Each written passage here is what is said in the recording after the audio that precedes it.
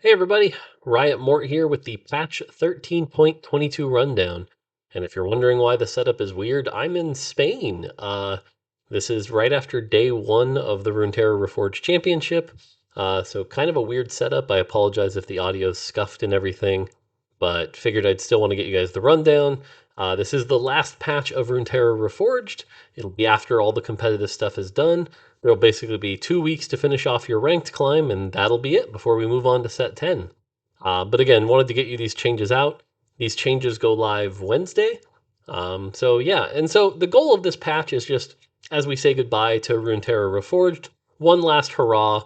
And so I went in there and did some changes to the patch. Yeah, let's just dive in and go through it real quick. You'll see a pattern.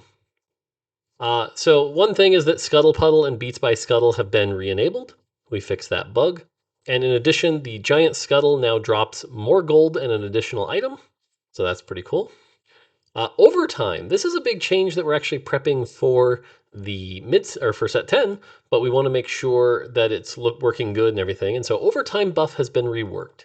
It no longer grants bonus AD or AP. Especially on the AP side, this was causing a lot of weird scenarios where like certain shields or heals would get way too big, bigger than intended. So now what it does is it grants a stacking buff every second that gives 10% more damage, 10% more attack speed, 10% less healing and shielding, and 10% less crowd control duration. And so the other nice thing here is it doesn't all come at once, right? You don't automatically win a fight because it clicked overtime right that second. It actually ramps up. And so this should lead to more satisfying conclusions to fight and cause a lot of issue or fix a lot of issues that were happening because of large amounts of AP. So let us know what you think, but we wanted to have this go live early so we can adjust it if we need to. All right, on the trait side, 3 Bilgewater, just not really as exciting of a splash as we want it to be, so a small buff to 3 Bilgewater. Nothing crazy. On the Bruiser side, we've added a 3 Bruiser, and it goes from 10% to 12%. Now, you might be wondering why we did this, and if you've ever watched my stream before, you'll know that 3 Bruiser is kind of a meme, and it's like I would play 3 Bruiser all the time, chat would tease me, we'd talk about a hidden 3 Bruiser buff. So for the final patch, I added it for fun. Now, for those of you that might be like, well, you can't just do that, that seems like an abuse of power or anything, it's important to note that having fun in your job and having fun in game development is how we keep everything moving and we keep spirits high and we make sure that it's a game, it's fun. And so stuff like this is encouraged, right? These are fun little memes. This is how we enjoy the game. So that's why this is here. It's meant to get a laugh. That's it. So, yeah. Freljord, 2 and 3 Freljord has never really been that attractive. Like, if you're playing an Ash comp, obviously you'll take 2 Freljord, no big deal, but you never really pursued it. So we're upping the true damage a little bit here. Gunner, I think Gunner has kind of been a really tricky situation where the jump from 2 to 4 was massive, it doubles the power, and then the jump from 4 to 6 was also massive. And it led to the situation where like 6 Gunner was really the only viable way to play it. So buffing 2 and 4 to kind of open up some other options here. Ishtal, we're trying to buff some of the Ishtal things that have been less exciting. So electric stun duration now goes to 3 seconds. That means if you're willing to play 2 Ishtal with electric, you can get a 3-second stun. That's pretty powerful. Stone duration goes up as well as the 4-piece heal. And wind duration goes up as well as the attack speed. So if you want to run 4 wind, you can double your attack speed for 10 seconds. Pretty cool. So some buffs to the underplayed traits here a little bit. On the Zon side, Zon is a comp that has been doing okay, but some of the mods just weren't very exciting. So we went through and we gave all the mods a little bit of a buff here to try to make Zon a bit more interesting, not so much of a niche comp, and be able to compete with some of these verticals. So you can see here the adaptive implant goes up, the Hextech exoskeleton goes up quite a bit, robotic arm goes up a little bit, shimmer scale or shimmer injector goes up quite a bit, and virulent bioware actually goes up, especially at the overcharge. That's a pretty big buff for overcharge, but those were kind of the less exciting mods, and we wanted to make sure those got some buffs. On the champion side, I'm not going to like read through all of these, but generally the idea here, and again, the pattern you're going to see here is champions that really never got their time to shine, I buffed them. So Alawi, never really particularly exciting, buffed. Less mana, hits harder. Milio, same thing, less mana, hits harder. Oriana. Now, we didn't just want to buff Oriana and give her a bunch more shield. That would lead to some really annoying fights with like her and Swain 3 and stuff like that. So the shield does get lowered, but she's compensated with extra damage. So you can build her and actually put items on her, and hopefully that'll feel okay. Poppy gets a little bit of extra damage as well. On the 2 cost side, Cassidon gets a pretty big damage buff. This also buffs Rift Walk quite a bit, so I think Rift Walk can be a very good augment if you want to play it in the final patch. So give Rift Walk a try. Nefiri had time in the spotlight, but Nefiri's job was to die, and I'd rather see Nefiri as a carry in the final patch, so more attack speed, and the spell hits quite a bit harder. Soraka, another meme buff here. 11 more base AD. If you want to try AD Soraka, send us your screenshots. Let us know how that goes. Otherwise, the heal gets a small nerf. The damage gets a small buff. Otherwise, that's Soraka. Talia, small damage buff for just Talia. Not the part that synergizes with the CC or knockups, but just her actual spell, letting that hit about 10% harder. Vi, going to be able to cast more often and hit harder. If you want to try like double Titans Vi, this can actually hit kind of hard now, so give that a shot.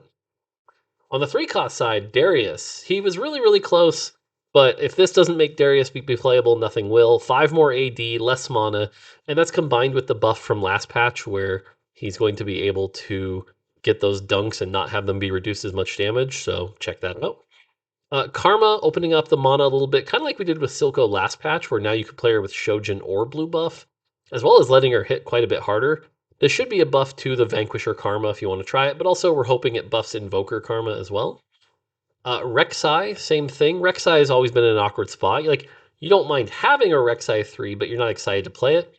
So now that Mark will actually do a bunch more true damage, so Rek'Sai should be better at taking down tanks. Fiora does get a buff, probably the most questionable buff in the patch, I think. Really trying to help Challenger a little bit. If it ends up helping Demacia more than it should, sorry about that. But again, really trying to help Challenger be able to cast more and let Fiora shine more than, say, Mordekaiser and things like that. And then finally, Silco. This is one I'm pretty excited about. I want Silco throwing a lot of poison. So we're lowering the mana cost all the way to 30. That should be 2 autos with Shojin or blue buff. It's going to have to do less damage because of that, obviously, but it will heal almost as much. And so Silco Sorcerer comps with a mana item should be pretty fun. I just want to see Silco throwing a lot of poison in the last patch. Feels like he never really super shined.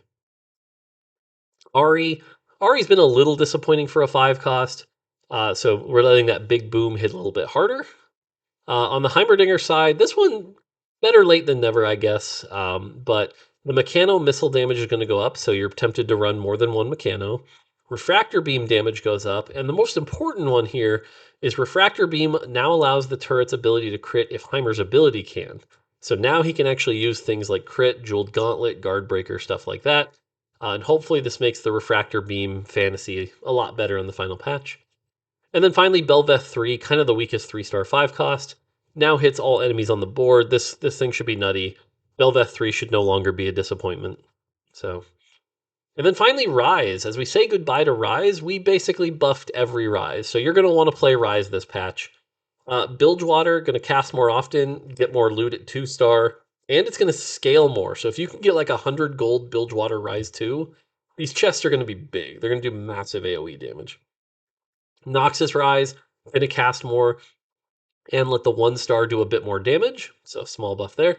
Piltover, cast more. 1-star does a bit more damage. The zone CC actually locks them in a little bit more. So really good for anti-Mordekaiser or anti-Neela. Lock them in place so they can't get to you.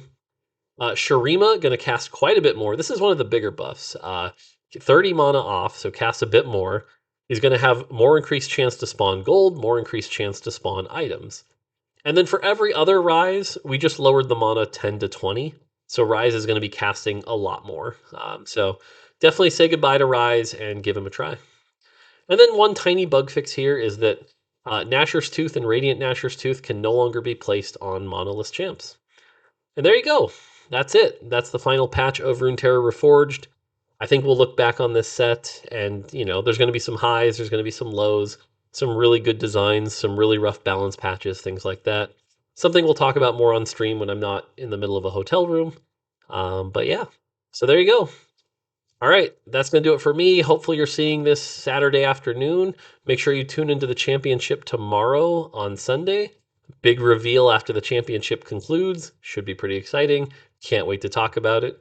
And then I'll come back and record another rundown for you guys. So, all right, that's going to do it for me. Until next time, take it easy.